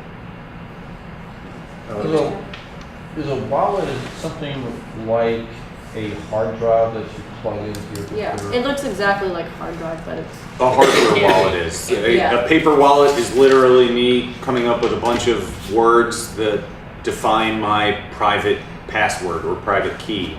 Then there's also what's considered a hot wallet or one that's on the internet. So we don't want to. I mean, we obviously don't want a hot wallet because somebody can hack it. We want something that's. yeah, I mean, and the brain wallet is the best, most secure thing you can do. Paper's the next best thing, but if you're generating your phrase from a computer that has malware on it, that could be hackable, even though you wrote it down on a piece of paper. I mean, there's a lot of different levels to it. I guess there's some way of moving your wallet or your keys from the software internet to either your own. Like, I guess if you memorize it, you just erase it from the exchange. You're not going to remember a private key because it's a long. Okay. It's 24 words. Yeah. Well, Well, that's your recovery. Oh, the private. Hexadecimal number. Oh, yeah. Sorry, I thought you meant Yeah. Oh, no, I was just referring to like you were saying, storing it in your brain. Well, there's backup ways to get your private key. So what we're talking about is the passphrase. So it's like 21 words or something like that. And those words is how you would recover your wallet. So you don't have to remember the private key to recover your wallet. Oh, you remember your passwords. Yeah, it's password. Because that generates that's 24 words. Yeah. So there's a way. So if you lose that USB drive or breaks or it's no longer usable or it's lost, you could buy another one, set it up with that passphrase, and get access to your funds that's stored on the blockchain. Okay. They actually had a really funny. What was that nerd show? It's a really Big Bang. Yeah. It was. I don't know. It depends on your view. It was so-so, but it was just interesting to see it on a sitcom where they mined Bitcoin on this old computer, and the whole episode is them trying to find that computer to get those Bitcoins that are now worth thousands of dollars. And they lost the computer. But the Bitcoins are still there. They could find it on the blockchain, but they couldn't access them. So they're all thinking about what they're going to do for the money, and then they couldn't get access to it. So it's just on the blockchain, no longer accessible by anyone. Yeah, there's like, well, they think that like 3 billion Bitcoin or so are lost forever just because of that kind of stuff that happens. And I would mention there is no wallet that will hold every cryptocurrency. I mean, there is not a single wallet that will hold every type of currency out there, cryptocurrency out there. So it is possible that you would need to have multiple wallets. There are desktop wallets, but they're of course only going to be as secure as the computer you put them in. So we recommend the paper wallets or the hardware wallets. More technical security concern that I've come across using a hardware wallet. So when you put it in, it should generate your public and private key should be there, and then you go to send your funds elsewhere, your access to it. Sometimes when you send or receive funds, the keys that are coming in aren't yours, and they've been manipulated. That is like a hacker coming in and manipulating. So always double check that these public and private keys are the ones that match with your ledger before you send your money elsewhere. And then that's a new way that people have been hacking into other. I think just talk more generically about security. Sorry. So these keys are static. When you get it, you can't modify it a little bit to No, personalize they're it? set. Yeah. Okay. They're given to you as well. You can't make your own Private public key. and private. Yeah, you generate the public keys. Yeah. And you can generate numerous public addresses for sending and receiving, but you only get one private per instance. So I say more generically, if we talk about security, one of the things that really wigged me out recently was this SIM card swap. You guys hear about that one? Okay, so if you think about all your passwords and everything you have online, one of the recovery methods is text it to your phone, right? So what if someone went to Verizon or whatever and said, I'm Joe Schmo, and I would like to port my number on this new SIM card, and all of a sudden they have your number. They have access to a lot of things. So I read about a few people. It might be just a few instances, but I don't know. That really kind of wigged me out because I was thinking about once they get that and they know my email, then they could recover my email, and then once they're in my email, you cover everything. You just go through email and say, oh, you have this account, you have this account, this account. So I would think more generically about security once you get into this realm and just open your eyes just in a generic sense that how vulnerable you have these single points of access, and a lot of them are socially engineered. So one of the things that I've learned a lot in this realm is just security, personal security in general, just by getting involved.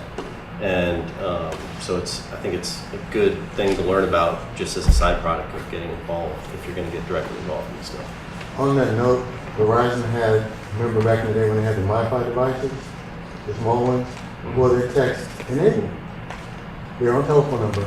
So I would use that instead of my cell phone because it's a portable device, it's handy, I'm not going to lose it. If I lose my phone, it's just sitting in my drawer. And so the text codes can come to it instead of my phone. Because I'm squeamish about anything going to my phone. Not because necessarily I'm going to lose my phone because I tend not to. But I don't know who has access to my phone. You might can trust it. Yeah, you definitely start looking around the corners a little bit differently. Yeah. Lisa, you said you had something. Oh, it's just kind of like a little add-on note. I think it's interesting, as I'm studying enterprise business information about blockchain technology, and the key and wallet management is kind of one of the weaknesses. And I just thought it was interesting, hearing this discussion and the confusion that goes along with it. I mean, it makes total sense, especially, talking about that in a lot of different realms. And then, if you start looking at using blockchain for identity and, it's I don't really have any solution for it. I'm just noting that, it's definitely something that needs to be. I think we're figured out. definitely, when it comes to security and authentication, as far as user authentication, we're in a kind of a purgatory stage right now where our infrastructure hasn't quite caught up, but it's being solved. That problem is security is the number one problem that's being worked on right now, I would say, with this technology. And when people with that sort of mindset are working that hard on the problem, it will get solved quickly, I think. I am hoping. I was telling Lisa that's how they're going to get us to put that chip in there. Oh yeah. Well, I'm not kidding. Yeah. I'm just kidding. I don't have a chip, you guys. Okay, so we're starting to get kind of close on time. We've only got about a half hour. We've got still a lot quite to cover.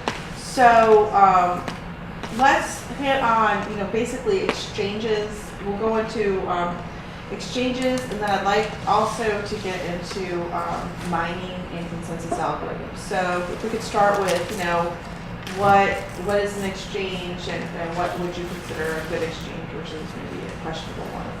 You guys want to take that? So an exchange is just a centralized place where you can trade, buy and sell coins or tokens. One token will be worth another, or $1 would be worth certain coins like Bitcoin or Ethereum. But essentially, the majority of them that people use are centralized, and I will not suggest an exchange. If somebody else wants to, feel free, but you got to do your own research on that. There's a lot of them out there. Some get hacked, some don't. Who's your least? Do you have one that's your least favorite? Keith? All the ones that get hacked. No, I really don't have a least favorites. Some exchanges have certain coins and tokens that you can trade on there, and some don't. So I have used about 5 different exchanges in the past to research or buy and sell tokens. So it's spread out, but they're essentially centralized places where you can do your trading. Just like Fidelity or E-Trade or anything like that. It's just around cryptocurrency. So I do a lot of trading, so this is kind of my go-to. I like Bittrex personally, but I will say in general, find an exchange that has Google authentication or some kind of double way to authenticate yourself and validate. Some questionable exchanges maybe won't ask for as much personal information, where anyone can just create an account, and that's a little iffy to me. But at the same time, if you're giving away, some of them you have to take a photo with your driver's license like this and write a note in this hand, and you're going to be like, yeah, this is me, which is great for security purposes, but then do you want to give that information out? So it's kind of a double whammy. But in terms of having a lot of different variety of coins and being able to use it and user-friendly, Bittrex and Binance are my 2 favorite. Coinbase is a great one to start off with. It's very user-friendly, but Coinbase also has an insurance policy too, that if they get hacked, Coinbase's centralized website gets hacked, that they will cover the assets that got stolen. The problem is it's kind of, usually it's the user that gets hacked, not the exchange. So, but yeah, I'll definitely set up the 2FA. We call it 2FA. yeah, there we go. Thank you. And there's a Google Authenticator app. I wouldn't use the text method. Again, if someone gets your phone, then they can get a text. It's kind of lost the purpose. Make sure you back that up. I did have an experience where I lost those backups and then lost my password, and it was a very hectic week. Kind of like, because the user support's not there. What I'm really excited about is decentralized exchanges. So I think this year we'll see a lot more of that. And decentralized, you have to send your money, and then they'll do the trading for you and charge you a fee. That's great. There's not only decentralized exchanges, there's decentralized protocol tokens out there that are helping people create their own decentralized exchanges, and that's pretty neat. If you have a Ledger or Nano, you can just hook up. You can say, I want to trade this for that. Someone's already put the order in the books that says, I will trade this for this value. You say, I'll take that one. You press your PIN in, take it. You never actually put your money on there. It just goes straight to you, and then they charge you a fee for that service, a decentralized service. So that's pretty neat, I think. So we'll see a lot of cool things like that once you get into it. Of course, as you're newer, I would just say maybe some of these things like Coinbase are worth the slight risk, and they're slightly insured just to kind of get your training wheels off. But as soon as you can, get into this other things like decentralized exchanges. That's fantastic. So this is going to lead us into this idea of mining. You're talking about the decentralization of something back to this topic, and so let's start with what is a consensus algorithm? Like, what does it mean to have a consensus algorithm in the blockchain? What does it do? You want to do that one? So it essentially is a way to validate transactions. There's different things, we've talked about them a little bit, the proof of work, proof of stake. Those are also on the definition sheet, so I won't go over that again, but essentially it is a way, there are different algorithms out there, mathematical, computational processes that are out there that will validate a transaction between two entities. The nodes on the network vote, right? So that's where the consensus comes from, right? That transaction exists because we all think it exists. Okay, that's good. Does anybody? Okay, so then, all right, and that was my next question. So how do we prove that a transaction really does exist? How do we prove it's correct? And proof of work versus proof of stake, we've already kind of discussed. So that's our validation process. There's new ones out there. There's proof of engagement, proof of, I don't know, jumping jacks. Like, they have all kinds of new ones coming out. It's constantly changing. But one of the things, I think one of the topics from last week, we did this at UNCW, we got a lot of questions from the group, and a lot of people have questions about mining. So I'd like to spend kind of the wrap up towards the end, really spending it on mining, because there's a lot in that. So can one of you briefly talk about what is mining really? I'll start with that one. So I'm a miner. I got into mining in December, and the beautiful thing about decentralization, with it also, like, all the infrastructure behind the blockchain and processing and validating payments is all decentralized too. So there's many aspects of that, but one of them is mining, and mining is a process of solving a calculation.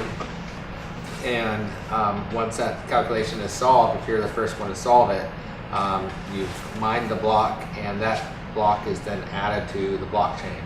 So so that's kind of the simple term, but so how it's done, actually is so there's computer, depending on the type of blockchain. So Bitcoin blockchain needs an ASIC miner, which ASIC all it does is mine, or it's producing hashes to, which is just a long string to solve a calculation, and it outputs. So a typical one, which I have a couple ASIC miners, they output 14 trillion hashes per second in order to solve this calculation. Other miners would be like a GPU miner. It's basically a video card, multiple of them on a computer. It's like a kind of high-powered gaming computer, and those output a lot less, but they're used for not for blockchains that aren't as difficult, like Ethereum. And so it runs through, and it's just basically making a lot of guesses really quick, and then once that calculation is solved with the guess, it's validated. There's a block reward given out by the protocol of the blockchain, and then once you have the reward and the blockchain is validated, it's added to the blockchain, and then there's consensus with all the different nodes on the blockchain saying that blockchain is accurate. Just add ASIC, application-specific integrated circuit. It's computer specifically to solve that problem for that specific blockchain. Yeah, each chip is programmed to solve. Doesn't know how to do anything but guess really, really well. Yeah. What are you mining? Ethereum and Bitcoin. Okay. And just a fun anecdote, the ASIC miners, if you're a Ghostbusters fan, they look like the trap that they slide out to catch the ghosts. They're about that big, they have fans on each side, they're very loud, they sound like a vacuum cleaner, but they look like the Ghostbusters trap. I got an early one that is now a paperweight, like an actual paperweight, and it cost $279 for a kind of cheapo one in 2014. By the time they sent it, it was obsolete. Wow. This company used them that they produced to mine Bitcoin until they were obsolete, and then sent them to the customers. Oh wow. Sure. Yeah. They're still doing it. Nice. Yeah. Oh, yeah. It's a problem right now. So those of you who are mining, what is the difference in your energy costs? Is it a big, that's one of the questions that we got from our UNCW students. Like, you know, like, does it cost a lot to mine? Oh, it does. I'd say between 10 to 30% of the output of the return is in energy costs. So, I mean, yeah, your energy still goes through the roof. Especially in North Carolina in the summer. Like that. It's nice in the winter. It Yeah. kind of heats up the house, but in the summertime it's not so good. I've heard people actually like heat their whole houses on their miners. One thing you might want to mention about the mining, there's actually two parts to it. Mining is, when you mine the block, you're getting a reward for mining that block, but also a block consists of literally as much as 1,000 transactions, and in the transactions there are fees. And so the miner that gets the block also gets the fees. So you get That's two correct. parts in it. Bitcoin is drifting toward the thing where essentially, eventually, the reward for mining the block will go away, and then all the miners will get would be the transaction fees. Yeah, unless they change something, yeah. 2140, the last 2140. Bitcoin would be mined. percent, but the Bitcoin fees will prevail if Bitcoin is still on top. Yeah. It might be like, you know, MySpace of the cryptocurrencies. It might not be exempt. I was gonna say, that's a really big question that people have. What happens when the last Bitcoin has been mined? Is it still profitable? Will miners fade off?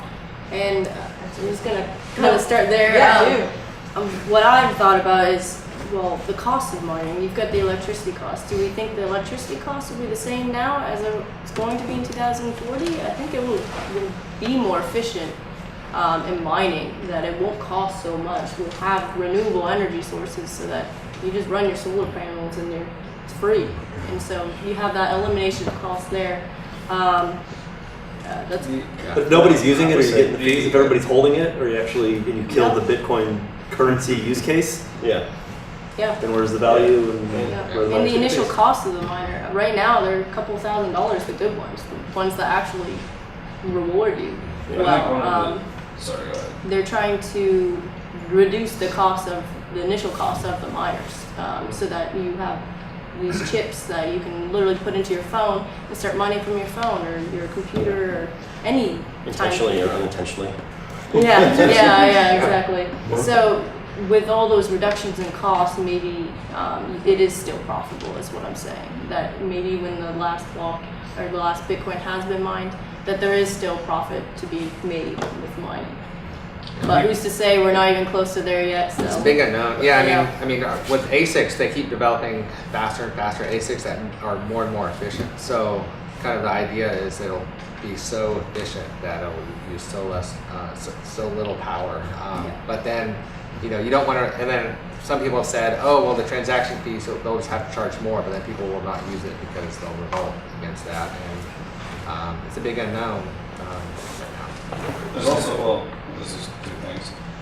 As they become more efficient and faster, the difficulty of doing mining goes up. So you're always going to have that. But I think one of the negative issues of mining, I mine myself to a very good size scale, and we're using the same amount of power as a few hundred homes. And doing renewable isn't in the cards unless someone knows somebody at Duke that I can pull off of their plant. Doing a solar farm for mining at large scale. right now, but think of where we are in renewable energy, how new that really is in technology. I think that's going to evolve just as fast as the blockchain technology. So I would argue that. But it is a good shadow side. I think, you know what, this is part of like an interesting discussion, if I could just do it. Tom is actually a renewable energy expert, so he's like sitting here going, ah! So I think I'm gonna let Tom jump in. I would say that renewables are intermittent, right? So are you going to mine when it's only sunny? Are you going to mine when it's only windy? So you need a baseload power. And, countries like Canada, for example, that do have a baseload power, hydropower, that's publicly sponsored, now they're starting to crack down and say, well, not for crypto, because we don't want our power going sucked in, because people that are mining it at a good size scale, they're using a disproportionate amount of power. They're blowing transformers. It's out of control. But, and Bitcoin in general is using as much electricity currently as a small country. So that opens up that's why there's so much research into proof of stake, proof of all these things, because that's a problem. Now solve that problem. Let's find a different consensus method that doesn't take so much power, because I agree with you. But on the positive side, Duke actually has no issues. Like Duke is paid for transformers and running lines and. Yeah, I like Yes. that. It's so It's cost it's efficient. very wasteful. This is intentional. The algorithm is so complicated and hard to solve because we're purposely trying to slow down the blockchain because we don't want a bunch of forks. It needs to go in a linear fashion for the most part. So we're purposely creating these complex problems for these miners to solve, which are in turn using a lot of electricity, to slow it down enough so that we have one block, then the next, and it's timed perfectly. So this is an intentional, deliberate slowing down process of the blockchain using proof of work, and that is what's causing the electricity costs. Will we solve that in the future? I think so, absolutely. Which is why there's proof of stake and other proof of And stake. part of the solution of blockchain technology is, WePower is a really good example of being able to, of a startup company that's being able to share renewable energy, where you can buy energy directly from me. If I have a solar farm and you want to buy energy from me, then we can use something else to exchange directly and not have to go through Duke. Sure. So there's problems being produced, but also solutions within the problems that are being produced, I think, in some ways. But we could go on forever on that one. We are starting to get kind of close on time, so and we do have the 10-minute video towards the end here. But I'm going to try and hit the highlights of what we haven't gone into. We've covered a lot, so I'm pretty happy with that. Okay. I don't want to get into tax. Do we have questions about taxes? Those of you who have questions about taxes, we actually have a tax person coming in May to our meetup group that you should come and listen to them talk, because they're going to go into some depth on that. So I won't even go that. Okay. If you could pick like your favorite project on the blockchain, what would yours be? Your favorite? I am a fan of using blockchain technology for the Internet of Things. More and more things pop up constantly. There happens to be a project and a token called IOTA that is doing a lot of those things. I really see it as just being more of a baseline that people build on top of. There are no fees or anything. As part of proving a transaction, you have to prove, to validate a transaction, you have to validate a few others. But I see that, using the Internet of Things to connect all these devices, because we have more and more devices in our lives every single day, that's something that I'm interested in seeing, progress. What about you, Lisa? What's your favorite? No, I don't really have a favorite. One thing I've read a lot about just in general is just healthcare related things, and I don't, typically healthcare organizations are. It's never going to happen. Really, really slow to do anything, but I do think there are a lot of different areas where it could really make a big difference. You just have with research and development data and dealing with that, and then you have the Internet of Things, like looking at all the different devices within the hospital, monitoring patients for different things, and then just with health records themselves. Yeah, so like if you had all your health records on a blockchain, and if I moved to a different state, all my doctors would have access to that. Yeah. Without having to go back through, and I hold my own records. And there are companies doing that. I work in healthcare software, so it's probably never going to happen, but I know that there are people trying to do it, and we had this conversation before, and I don't know how it'll happen, but I just think it's interesting because there are a lot of areas where it could be impactful. I'd say anything that facilitates black markets. I like Open Bazaar, which isn't in itself a blockchain, but enabling person-to-person, peer-to-peer transactions. I like, so in the future, there's going to be probably thousands, if not millions of blockchains of different types. So I like the companies that are trying to solve, the projects that are trying to solve interoperability and interchain connectivity. And so Aon is one that I really like and watching to try to solve that connectivity issue between blockchain and blockchain. I have a lot. It's really hard to pick one, honestly. One I haven't really seen is trying to decentralize education, where we come to these centralized universities and we pay an arm and a leg to get our degree as a student. I'm right in here with everyone, and it would be nice to, I know Laura was my Cal 2 professor, why can't she teach me and have her credibility put on the blockchain and transact some kind of certificate to prove that I've passed the course or something of that sort in that nature. I think would be quite incredible. I think we should be the first test case, Nicole. Yeah, I like Neo. It's like the Chinese Ethereum. I think it's just going to do big things, very grand scale, and also the tokens can be coded in Java or any like language. You don't have to learn Solidify with Ethereum. I was saying the one thing about that medical one, there was actually an ICO that I'm pretty sure it's a scam, so I'm not gonna name it because McAfee endorsed it. So I'm pretty sure it's a scam. But anyway, they have an app where you can call in as a doctor and get a prescription. They're based in Mexico. I have to go work in Mexico, so I'm gonna test it out and see if I can get a prescription in Mexico or down there. But I'm paying tokens, Ethereum-based tokens. So I'll report back in a few months. Laura actually mentioned one earlier that I'm very interested in, and that's WePower. They are looking at the possibility of, your renewable resources that you'd be able to sell them to somebody else. And, I can't imagine the logistics, but to be able to have my own, energy source and then sell it to somebody in Zimbabwe, wouldn't that be cool? So, that's, I'm really interested in where they might be going with their plan.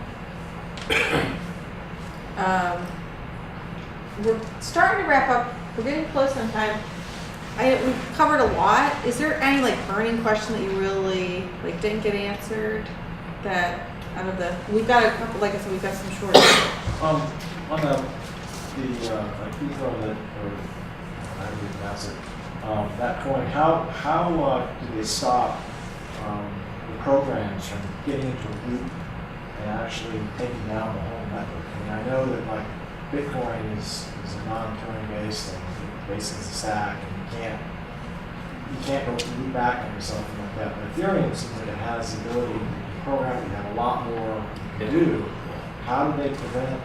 Well, scalability is a big issue. It's not really the loop because you have to pay with Ethereum gas. They call it. You have to pay to use the Ethereum virtual machine. So you have to pay, in order to have access to it. So you'd run out of funds before you run out of loop. Oh, that's how they have. But there was recently something called CryptoKitties, and that almost took down the network. It's still up. They just got a ton of equity funding. Yeah, and it's huge. So now there's crypto pinks, crypto dogs, all sorts of stuff. But anyway, it's novelty items like Beanie Babies of the internet, and it almost took down the Ethereum network. The fees went right to the roof. So scalability is an issue. I don't see looping necessarily, but scalability is a big issue. And I mean, I'm not sure if this answers your question or not, but a lot of these tokens that are built on Ethereum, they're doing stuff on top of the basic underlying protocols of Ethereum. They're not changing the underlying, the inner workings of it necessarily. They're just adding their own smart contract details on top of that. Again, the gas. It is the gas. I can see how that would control something to keep it from getting out of hand. But what stops somebody from, maybe the gas, they do it from writing some code? It's got to go do something nefarious. Well, you'd need more than 51% of the nodes in a network, in the decentralized network, to be able to do that. Is it possible? Sure. I mean, anything's possible in anything. It's going to happen. Yeah. We're going to see some of that. But the cost to attack is so high, and the risk is so great. I'll add for those who are on exchanges, if you bump up the gas on any Ether Delta, for example, your transaction will go through faster. So when CryptoKitties was hitting down, that's why the transaction fees were more expensive, because it was getting so bogged down by transaction after transaction that you had to bump up your gas to get yours to go through. Not that the network was failing by any means, but it was just so slow that it would take a couple of days, and that got a lot of people really nervous. But well, we see some of that efficient market coming in because then the new ICOs, the new tokens say, I don't want to use Ethereum because the market, the cost to transact on this network is so high that it's a risk to my business. So I'm going to go to Neo, I'm going to go to Icon, I'm going to go to other ones, other platforms, and build on them because it's so you see these other competitors coming up to take market share. What stops someone from doing the same thing to Neo? Because if you can write a smart contract for Neo, you can put CryptoKitties on Neo too, and you do the same thing. Well, it has a lot more capacity at the moment, but eventually, yes, of course. And part of that scalability, there's I read an interesting thing that says that a lot of the cryptocurrencies that are out there, they can be decentralized, you can scale them, and there's security. So in the decentralization, you can get security as well, but typically you can only get 2 of those 3 things. And a lot of times, especially in these early days, scalability is what gets left behind. That's the 3rd one that doesn't get addressed. And they're going through a lot of different things with different algorithms and other mathematical concepts to try to improve the scalability while keeping the other 2 at play. Okay, awesome. That was a good way to say that. That's awesome. All right, so we're about out of time. What I have is I found a couple of clips again of the CFTC's take on blockchain technology and cryptocurrencies, and also Russia's take on blockchain technology and cryptocurrencies. So it's about 6 minutes for the CFTC and it's like 2.5 minutes for Russia's. If you haven't seen them though, they're very powerful. These clips are less than 2 months old, so this is all pretty new news. So if you want to stick around and watch them, I'm going to play those real fast. Laura, I think so we could watch it too. Yeah, you can watch it. And I'm going to adjust the lights in here, especially for the.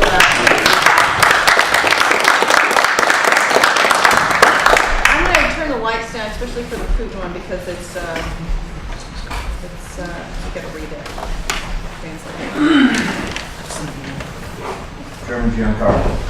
Thank you, Chairman Crapo, Ranking Member Brown, and distinguished members of the committee. I've submitted a written statement for the record that details the CFTC's work and authority over virtual currencies. But with your permission, I'd like to begin briefly with a slightly different perspective, and that is as a dad. I'm the father of 3 college-age children, a senior, a junior, and a freshman. During their high school years, we tried to interest them in financial markets. My wife and I set up small brokerage accounts with a few $100s that they could use to buy stocks. Yet other than my youngest son, who owns shares in a video game company, we haven't been able to pique their interest in the stock market. I guess they're not much different than most kids their age. Well, something changed in the last year. Suddenly, they were all talking about Bitcoin. They were asking me what I thought and should they buy it. One of their older cousins, who owns Bitcoin, was telling them about it, and they got all excited. And I imagine that maybe members of this committee may have had some similar experiences in your own families of late. It strikes me that we owe it to this new generation to respect their enthusiasm about virtual currencies with a thoughtful and balanced response, not a dismissive one. And yet we must crack down hard on those who try to abuse their enthusiasm with fraud and manipulation. And we must thoroughly educate ourselves and the public about this new innovation, and we must make good policy choices and put in place sound regulatory frameworks to reduce risks for consumers. Putting my CFTC hat back on, I suggest that the right regulatory response to virtual currencies has at least several elements. And the first is to learn everything we can. At the CFTC, we've launched a new initiative called Lab CFTC to engage with these innovators and inform the agency about virtual currencies and other financial technology. Next is to put things in perspective. As of 8 a.m. this morning, the total value of all outstanding Bitcoin is about $113 billion. We have a slightly different figure than you have, Chairman, but close. But the point is that that's less than the market cap of one large publicly traded company, McDonald's. The total value of all virtual currency in the world is around 313 billion. In comparison, global money supply is around 7.6 trillion. And because Bitcoin is sometimes compared to gold as an investment asset, the value of all the gold in the world is around 8 trillion, which dwarfs the size of the virtual currency market. The next task is to tell the public what we learn and educate consumers. There's a lot of noise around virtual currency, and regulators must help set the record straight. The CFTC has produced a large amount of consumer education materials on virtual currencies, including written statements, podcasts, webinars, and a dedicated Bitcoin website. We've even scheduled visits to libraries and briefings for seniors. We've never conducted this much outreach for any other financial product. Another element is regulatory coordination. Because no one agency has direct authority over virtual currencies, we have to work together. That includes us, the SEC, the Fed, the IRS, the Treasury's FinCEN network, and even state banking officials. And the next element is to exercise our legal authority over derivatives on virtual currencies while clarifying our statutory limitations. To be clear, the CFTC does not regulate the dozens of virtual currency trading platforms here and abroad. We cannot require them to meet requirements like trade reporting and market surveillance, standards for conduct, capital requirements, or even cyber protections or platform safeguards. These are all standard regulations in the futures markets we oversee. Yet through our authority over commodity derivative markets, we do have enforcement power over spot coin markets. And with newly launched Bitcoin futures, the CFTC can now obtain trading data and analyze it for fraud and manipulation in 5 underlying spot markets. And that leads to the final element, and that is tough enforcement. Led by the CFTC's Virtual Currency Enforcement Task Force, we've launched several civil actions over the past few weeks, cracking down on fraudsters and manipulators, and more will follow. In closing, I want to quote something that Chairman Clayton and I wrote recently in the Wall Street Journal. These markets are new, evolving, and international. They require us to be nimble and forward-looking and coordinated with state, federal, and international colleagues and engage with important stakeholders, including Congress. I'm glad to be with you today, and I hope my kids are listening. Thank you very much. Thank you, Chairman Giancarlo. I'll begin the questioning. First, I will say I've had those dinner conversations with my own children, and you're right. So that's